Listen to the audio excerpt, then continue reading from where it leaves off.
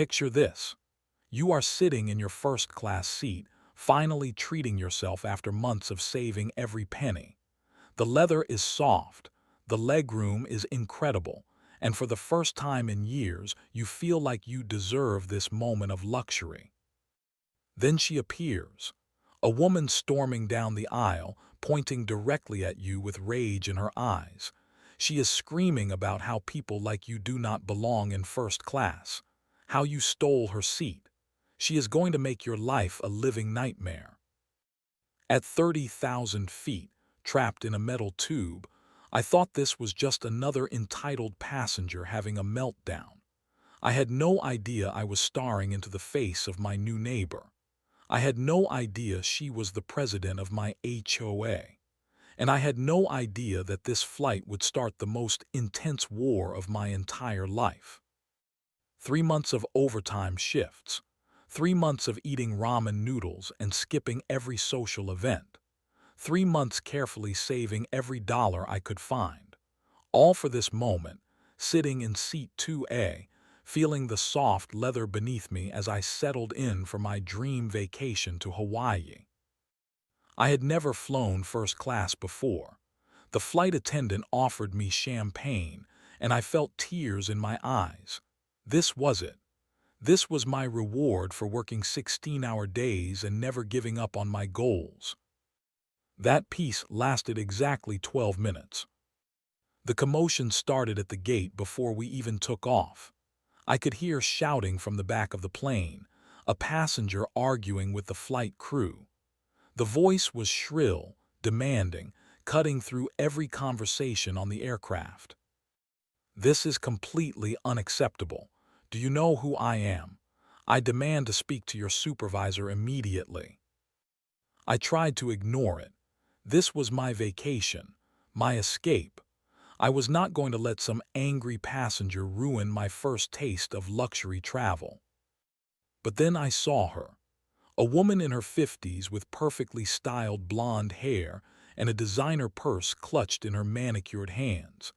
She was marching down the aisle toward first class, her eyes scanning the seats like a predator hunting prey. When those eyes landed on me, everything changed. "Excuse me," she barked, stopping directly beside my seat. "You are in my seat." I looked up confused. "I think there might be some mistake. This is seat. Here is my boarding pass." I held up the paper, but she did not even glance at it. Instead, she leaned closer, her voice getting louder and more aggressive. "I do not care what that piece of paper says. I am Linda Morrison, president of the Meadowbrook Homeowners Association. I have a status with this airline. I always sit in first class. You need to move. Now." The other first-class passengers were starting to stare. Some were pulling out their phones. I felt my face getting hot with embarrassment, but I also felt something else rising in my chest. Anger.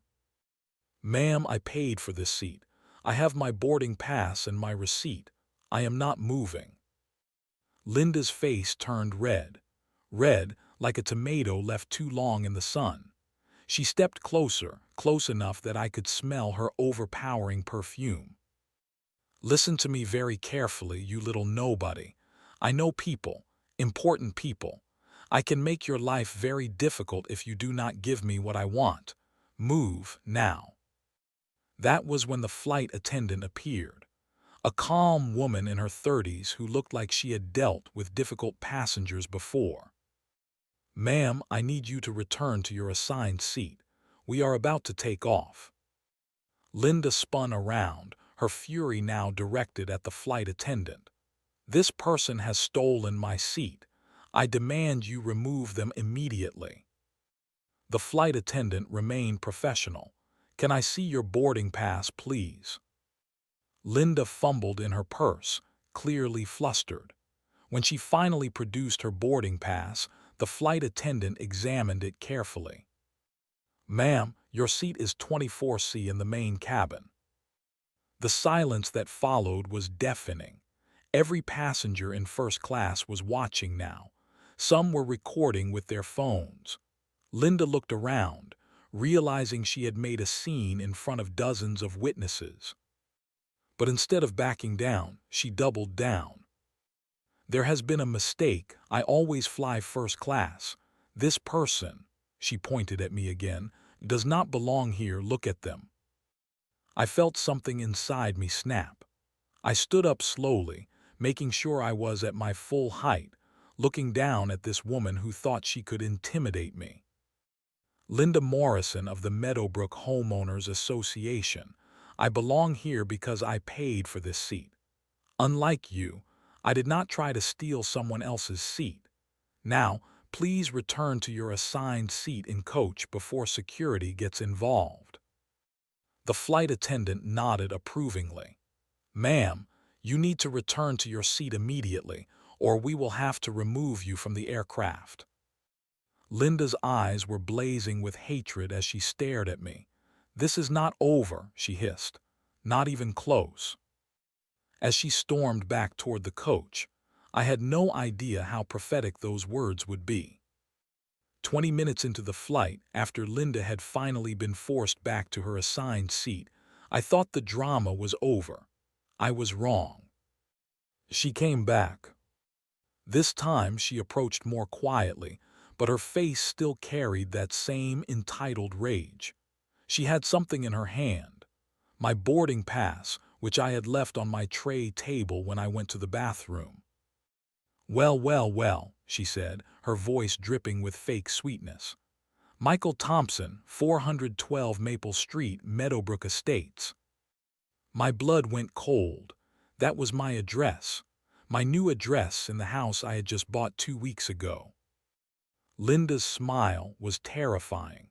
It was the smile of someone who had just discovered their enemy's weakness. "You are my new neighbor," she continued, settling into the empty seat beside me without permission. "How perfect." I tried to take back my boarding pass, but she held it away from me like a prize. "Do you know what this means, Michael? This means I know exactly where you live. This means I know exactly how to make your life miserable. And trust me, after what you did to me today, I am going to enjoy every single minute of it." The flight attendant was busy with other passengers, and the few people close enough to hear were pretending not to listen. I was on my own with this woman who was unhinged. "Give me back my boarding pass," I said quietly. "Oh, I will," Linda replied, still smiling. "But first, let me tell you a little bit about our neighborhood, about the rules, about what happens to people who do not show proper respect to their betters." She leaned closer, her voice dropping to a whisper that somehow felt more threatening than her earlier shouting. "I have been the president of the Meadowbrook HOA for 8 years. 8 years of keeping our property values high and keeping out the wrong sort of people. People who think they can just waltz into first class without earning it. People like you." "I did earn it," I said, trying to keep my voice steady. "I worked overtime for 3 months to pay for this seat." Linda laughed, a sound like breaking glass. "Working overtime at what? Some minimum wage job, some little nobody position that barely pays the bills. Real success, real class cannot be bought, Michael. It is something you are born with, something you lack." I felt my hands clench into fists, but I forced myself to stay calm. Getting into a physical altercation on an airplane would only make things worse. "You know what I am going to do when we get home," Linda continued. "I am going to take a very close look at your property, every single inch of it, and I am going to find violations. Trust me, I always find violations. Your grass will be too long. Your mailbox will be the wrong color. Your fence will be 6 inches too high. And every single violation will cost you money. Lots of money." She finally handed back my boarding pass, but not before making sure I saw her taking a photo of it with her phone. "Welcome to the neighborhood, Michael. I hope you saved some money after this little vacation, because you are going to need it." As she walked back to her seat, I sat there in stunned silence. The luxury leather suddenly felt cold against my skin. The champagne tasted bitter in my mouth. I pulled out my phone and started researching Linda Morrison and the Meadowbrook HOA. What I found in the next hour made my stomach turn. Complaint after complaint from former residents. Stories of harassment, illegal fines, and people being forced to sell their homes just to escape her tyranny. Linda Morrison was not just a difficult neighbor. She was a predator who used her position to destroy people for sport. But as I read those stories, I also felt something else growing inside me: determination. Linda Morrison had no idea who she was dealing with. She thought I was just another victim to crush under her perfectly manicured heel. She was about to learn how wrong she was. The violation notices were waiting for me when I got home from Hawaii. 3 of them taped to my front door like legal documents. All were dated the same day as our flight, which was impossible since I had not even been home yet. But there they were, signed by Linda Morrison in her neat, aggressive handwriting. Violation number 1, mailbox not properly maintained. Fine, $200. Violation number 2, lawn exceeds maximum height by 1/4 inch. Fine, $150. Violation number 3, welcome mat not in compliance with HOA aesthetic standards. Fine, $100. I stared at these notices, my vacation tan still fresh on my face, and I realized this was just the beginning. Over the next week, Linda made her presence known in ways that were both petty and terrifying. Every morning, like clockwork, she would appear on the sidewalk in front of my house with a clipboard and a camera. She would measure my grass with a ruler. She would photograph my mailbox from 6 different angles. She would even examine my garbage cans to make sure they were the exact approved shade of green. But the measuring and photographing were nothing compared to what she did to my neighbors. I found out later that Linda had called an emergency HOA meeting 3 days after I moved in. The topic: the concerning new resident who had already demonstrated a pattern of disrespectful behavior and rule violations. She told them about the airplane incident, but of course, she told her version. In Linda's story, I had screamed at her, threatened her, and made her feel unsafe. She painted me as an aggressive troublemaker who was going to bring down property values and destroy the peaceful community they had all worked so hard to build. The result was immediate and devastating. My neighbors, people I had hoped to build friendships with, began treating me like a dangerous criminal. Mrs. Henderson from next door would not make eye contact when I waved good morning. The young couple across the street would cross to the other side when they saw me coming. Even the mailman started leaving my packages on the edge of my driveway instead of bringing them to my door. But Linda was not done, not even close. The second week brought a new wave of violations. My house numbers were apparently too large and visually intrusive. My garden hose, coiled neatly beside my garage, was improperly stored outdoor equipment. Even my car, parked in my driveway, was somehow positioned in violation of aesthetic parking guidelines. Each violation came with a fine. Each fine came with a deadline. Each deadline came with threats of legal action if I did not comply immediately. I tried to fight back through proper channels. I requested copies of the HOA bylaws and community guidelines.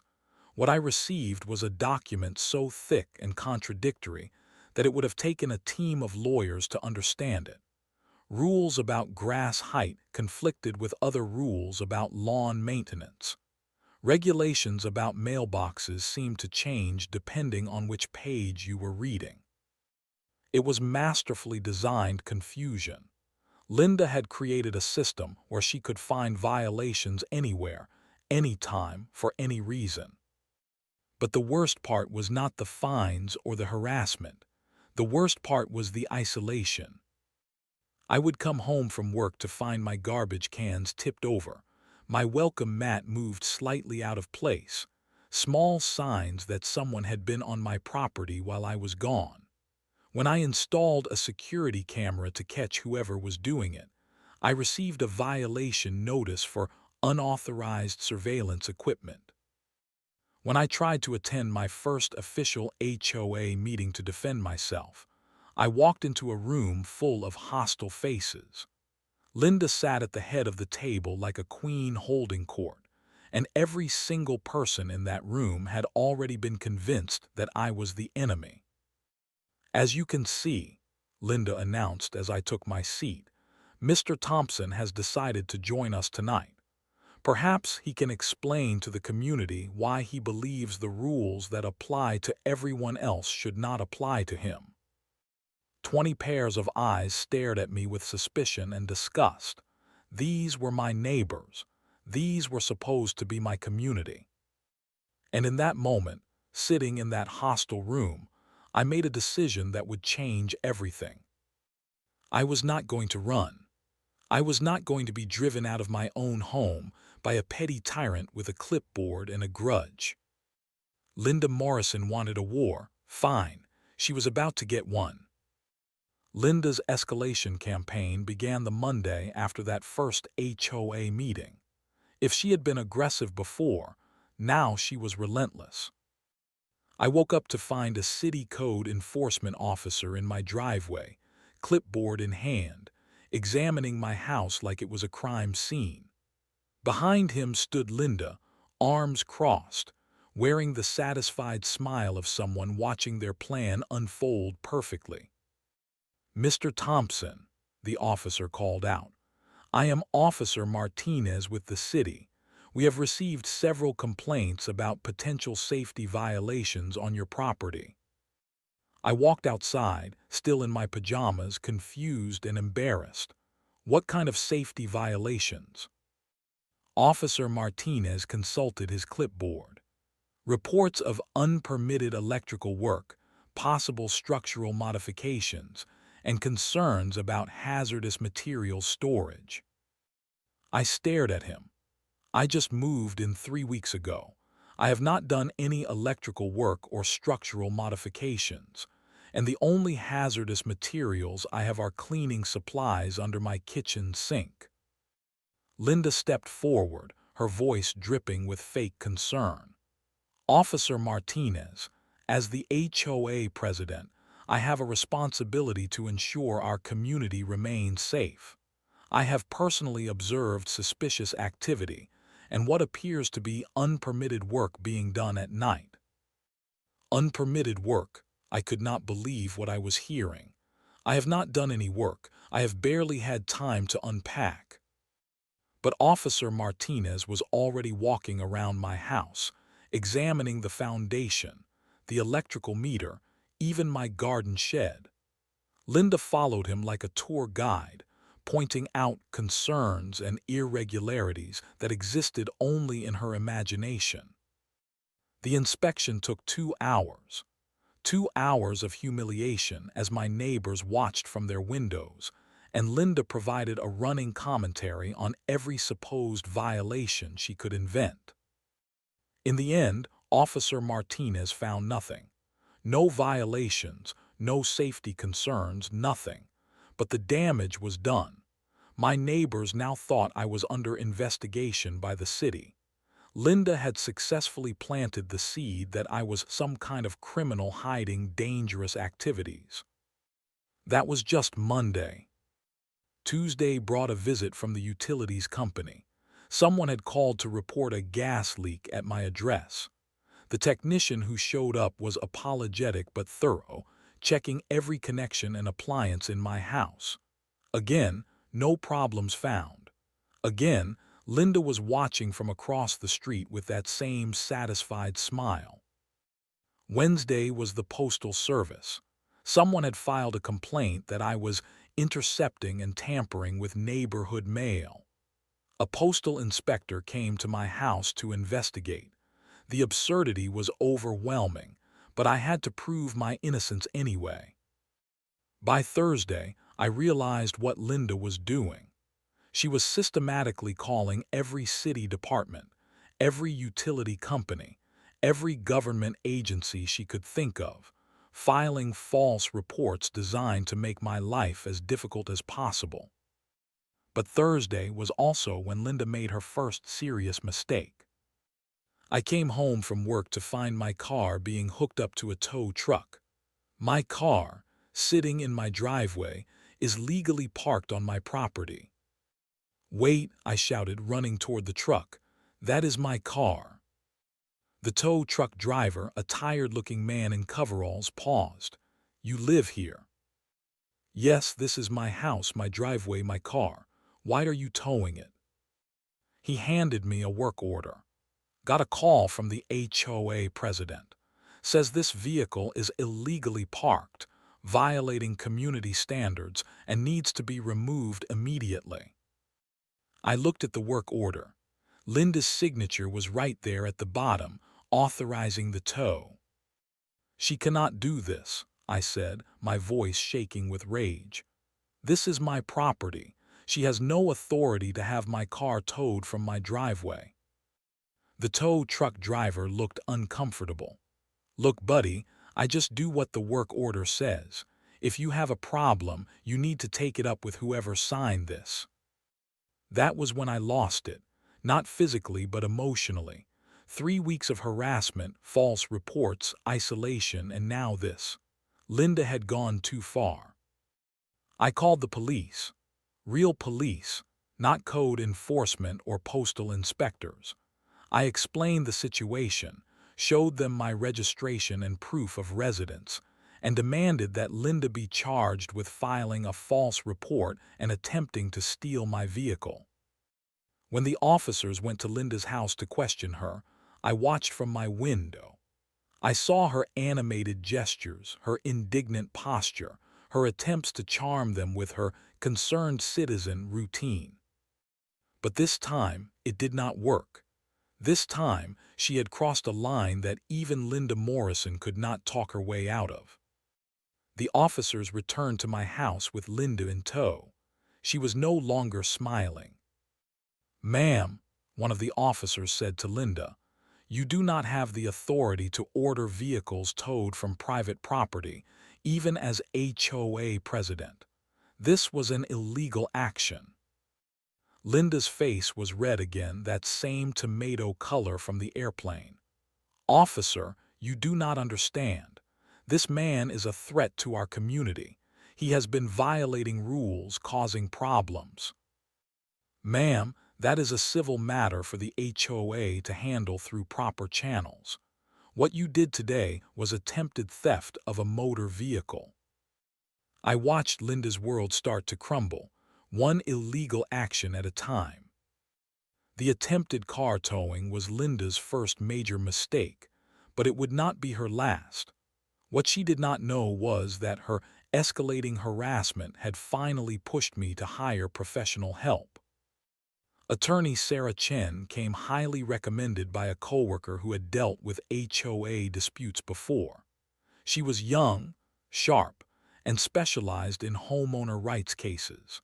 When I told her my story, her eyes lit up with the kind of enthusiasm that made me think Linda had picked the wrong person to mess with. "Mr. Thompson," Sarah said during our first meeting, "what you are describing is not just harassment. This is a pattern of abuse of authority, potential fraud, and possibly criminal behavior.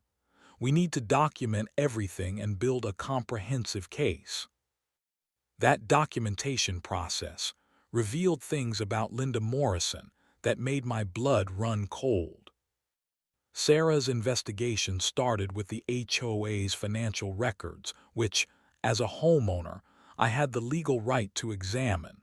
What we found was stunning. Over the past 3 years, Linda had been systematically stealing from the community fund. The evidence was hidden in plain sight, buried in complex accounting entries and vague expense categories. Community beautification, expenses that went to landscaping Linda's personal property. Administrative costs that somehow matched exactly with Linda's luxury vacation receipts. Emergency maintenance, charges that coincidentally occurred right after Linda purchased new furniture or home renovations.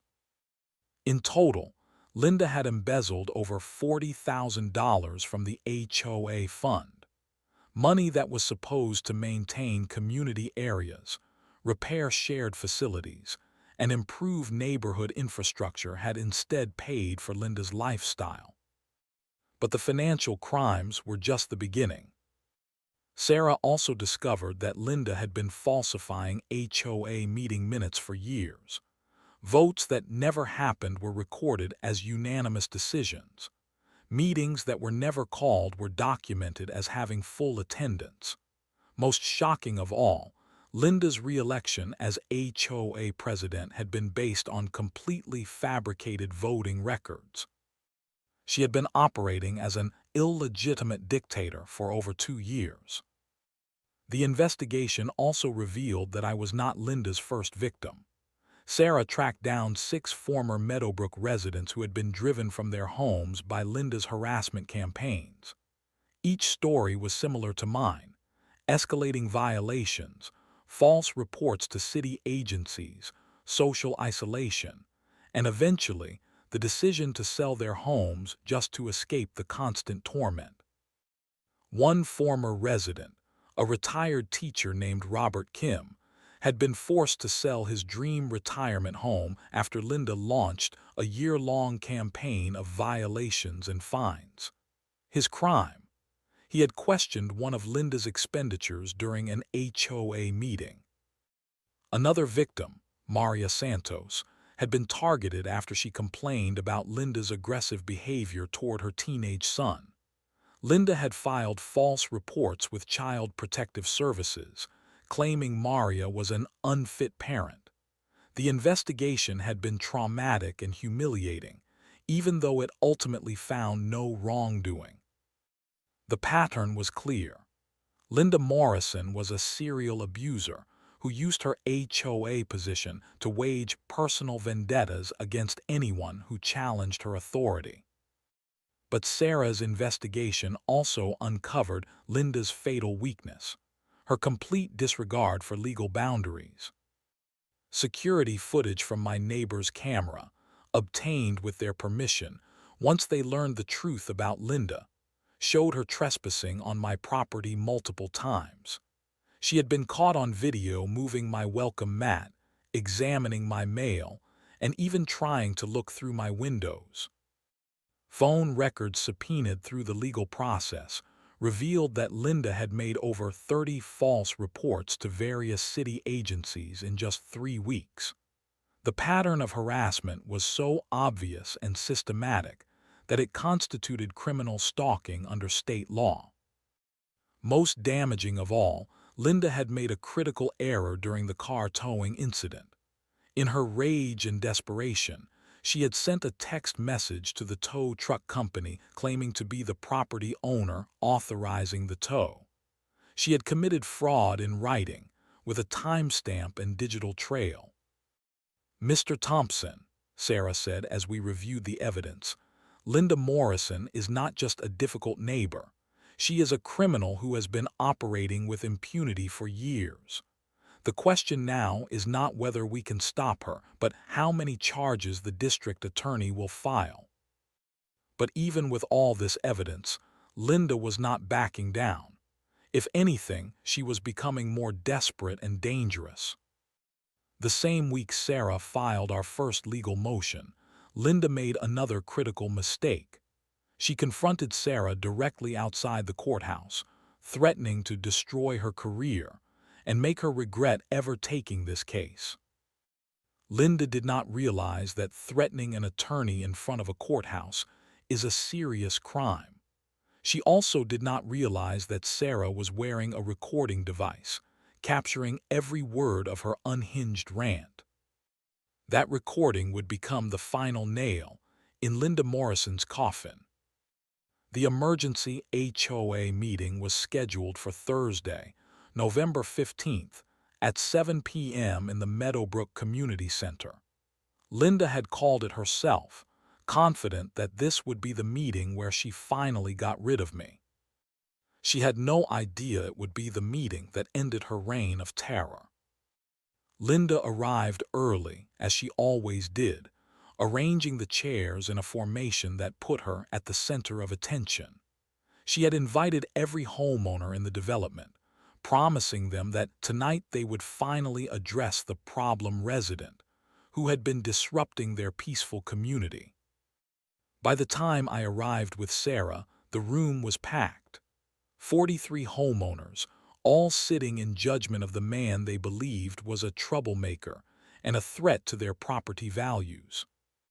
Linda stood at the front of the room like a prosecutor, her evidence folder thick with violations and complaints. She was wearing her best power suit and her most authoritative expression. "Thank you all for coming," Linda began, her voice carrying the confident tone of someone who believed she held all the power. "As you know, we are here tonight to address the ongoing issues with Mr. Thompson and determine the appropriate consequences for his continued violations of our community standards." She opened her folder and began reading from a list that seemed to go on forever. Every petty violation, every manufactured complaint, every false report presented as evidence of my unsuitability as a neighbor. The crowd murmured in agreement as Linda painted her picture of me as a dangerous disruptor who needed to be removed for the good of the community.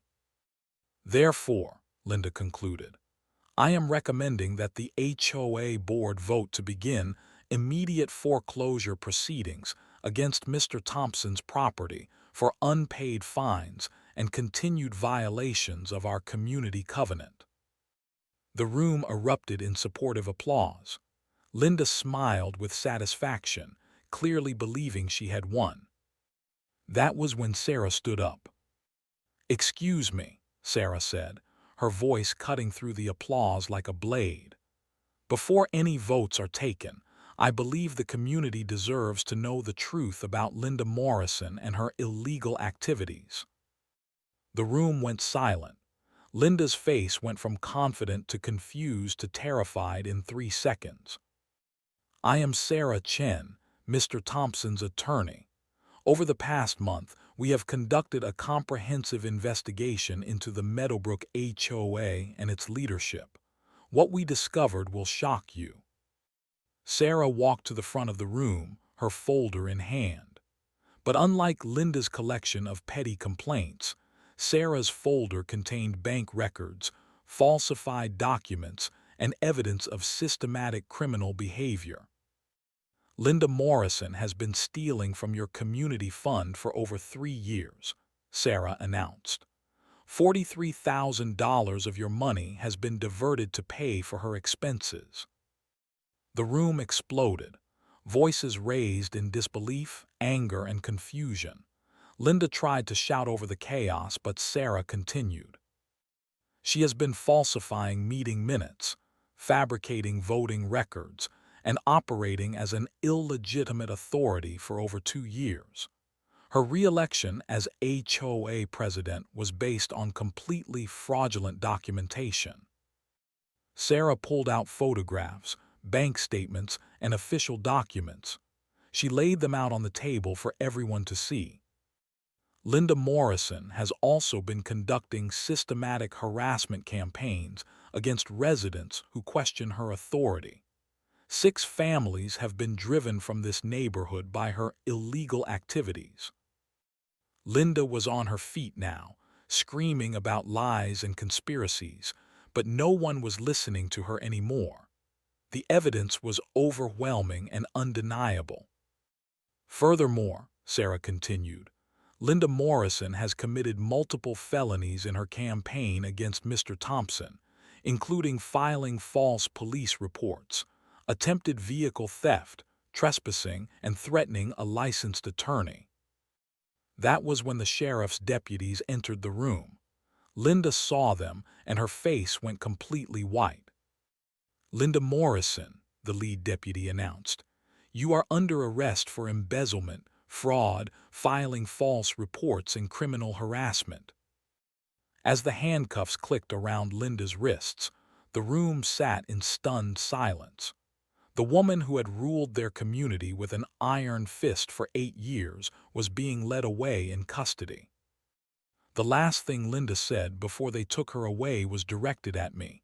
"This is not over." But we all knew it was. 6 months later, I stood in the same community center where Linda Morrison had tried to destroy me. But this time, the atmosphere was completely different.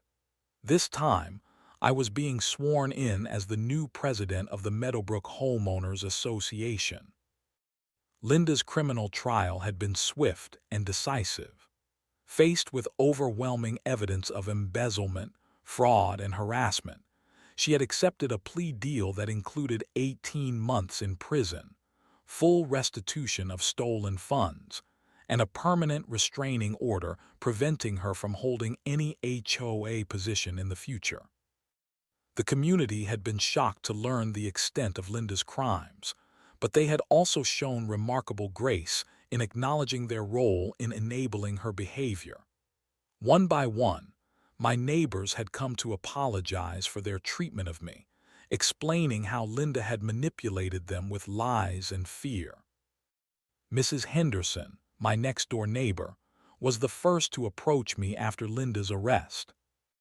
"Michael," she said, tears in her eyes, "I am so sorry. Linda told us you were dangerous, that you had threatened her. She showed us documents, played us recordings that we now know were fabricated. We should have listened to you instead of believing her lies." The young couple across the street had a similar story. Linda had convinced them that I was planning to turn my house into a rental property that would bring undesirable elements into the neighborhood. The mailman had been told I was under investigation for mail fraud. Every cold shoulder, every suspicious glance, every moment of isolation had been orchestrated by Linda's masterful manipulation. But the community's response to learning the truth had been inspiring. Instead of being defensive about their mistakes, they had taken immediate action to prevent future abuse. The first change was complete transparency in all HOA operations. Every financial transaction now requires approval from 3 board members, and detailed documentation is available to all residents. Monthly financial reports were published and distributed to every household. The second change was democratic reform. Board positions were now elected by secret ballot with term limits to prevent anyone from accumulating too much power. All meetings were recorded and transcribed, with copies available to any resident who requested them. Most importantly, we established a resident advocacy system with clear procedures for challenging violations and appealing decisions. No single person would ever again have the power to harass residents without accountability. As for Linda's house, it had gone into foreclosure during her legal proceedings. The irony was not lost on anyone that the woman who had threatened so many others with losing their homes had ultimately lost her own through her criminal behavior. The new owners were a lovely retired couple who brought homemade cookies to all their neighbors when they moved in. They had heard about the neighborhood's troubled history and wanted to be part of building something better. My own story had taken an unexpected turn. What started as a nightmare vacation encounter ultimately led me to become an advocate for homeowner rights. Sarah Chen and I had formed a consulting partnership, helping other communities identify and address HOA abuse. We had already assisted 12 neighborhoods in reforming their governance structures, and had helped prosecute 3 other cases of HOA corruption similar to Linda's. The airplane incident that started this whole saga had taught me something valuable about standing up to bullies. Linda Morrison had picked the wrong person to intimidate, but more importantly, she had underestimated the power of truth and persistence. Sometimes the best revenge is not revenge at all. Sometimes it is simply refusing to be broken by people who mistake authority for power and fear for respect. I still fly first class when I can afford it. I still work overtime to pay for the things I want. But now I also know that luxury is not just about leather seats and champagne service. Real luxury is living in a community where people treat each other with respect. Real luxury is knowing that your neighbors have your back instead of looking for ways to tear you down. And real luxury is the satisfaction of knowing that bullies like Linda Morrison eventually face consequences for their actions. The first-class seat that started this war was worth every penny, not because of the comfort it provided, but because it led me to discover strength I never knew I had. Linda Morrison demanded my seat that day because she thought she deserved it more than I did.